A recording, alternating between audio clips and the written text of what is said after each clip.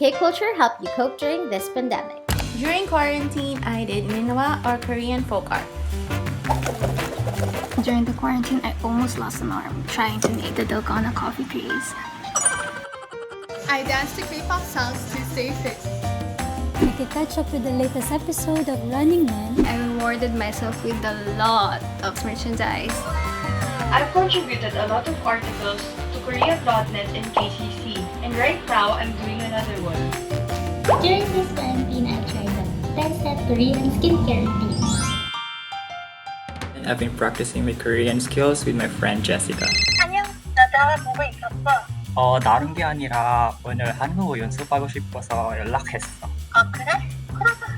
연습하자. My Korean friend sent me a package full of K-snacks which I eat while I'm working from home. I participated in a lot of K-pop dance challenges. I study Korean history and culture and make infographics for the UP Korea Research Center. How do you say you're really cool in Korean? I cook a lot of Korean food for my family. I also made my own kimchi. I brought Norbang in my home. It's the Love Shot! Listening to BTS because their songs uplift my spirits during this time of pandemic. This quarantine, I did a K-drama marathon. The King, It's Okay Not to Be Okay, Save Me, Was It Love? Did I miss out something?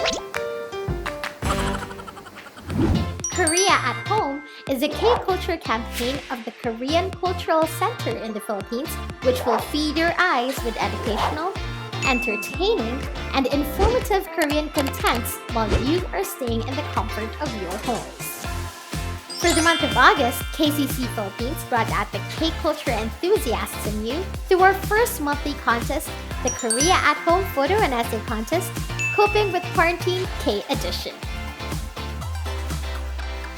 We have received over 100 entries on how Korean culture was able to help you cope during this pandemic. After a thorough deliberation, we have chosen 5 of the best entries.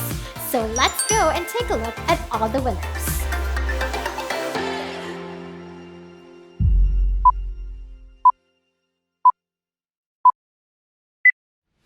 "18-year-old Anne-Marie Villanueva found a reliable friend and a way to cope during quarantine by binge-watching K-dramas, listening non-stop to G-Idol, and even learning Korean language on her own." Certified foodie Edward Alfonso Donato has dealt with anxiety by taking over the kitchen and cooking his heart out during the quarantine. What inspired him to play with new Korean recipes? None other than his mom, who likes to watch Korean dramas.